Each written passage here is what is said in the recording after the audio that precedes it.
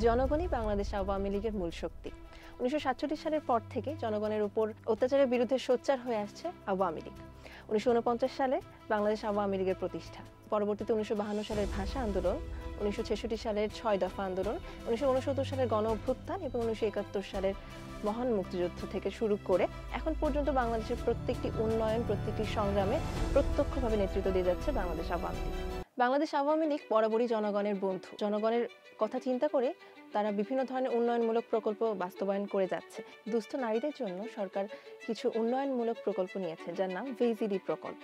বর্তমান সরকার প্রায় 20 লক্ষ গর্ভবতী নারীকে ভাতা প্রদান করেছে। এছাড়াও সরকার গত এক দশকে প্রায় 50 লাখ নারীকে ভিজিডি প্রকল্পের আওতায় এনেছে। এছাড়াও জেলাভিত্তিক নারী প্রশিক্ষণ কেন্দ্র গড়ে তুলেছেন, যার মধ্যে কম্পিউটার প্রশিক্ষণ কেন্দ্র অন্যতম।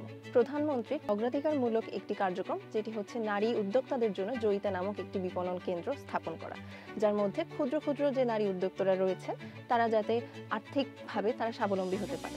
আমি একজন নারী হিসেবে বর্তমানে সরকার যে নারী এবং শিশুদের উন্নয়নে যে প্রকল্পগুলো নিয়েছে সেক্ষেত্রে আমি খুবই আশাবাদী। গত 10 বছরে যদি আমরা দেখি যে নারী এবং শিশুদের ক্ষেত্রে যে উন্নয়নগুলো হয়েছে সেগুলো আশেপাশে অন্য কোনো দেশের চাইতে আমাদের দেশ অনেক এগিয়ে আছে। আমি একজন নারী হিসেবে প্রত্যাশা করব এই যে নারী এবং শিশু উন্নয়ন বিষয়ে যে প্রকল্পগুলি আছে সেগুলো আরো বিস্তৃতভাবে নেওয়ার জন্য। বাংলাদেশের নারীদের যে নিরাপত্তা বিষয়গুলি থাকে সেগুলোর ক্ষেত্রে যাতে সরকার পরবর্তীতে আরো বেশি সোচ্চার হতে পারে।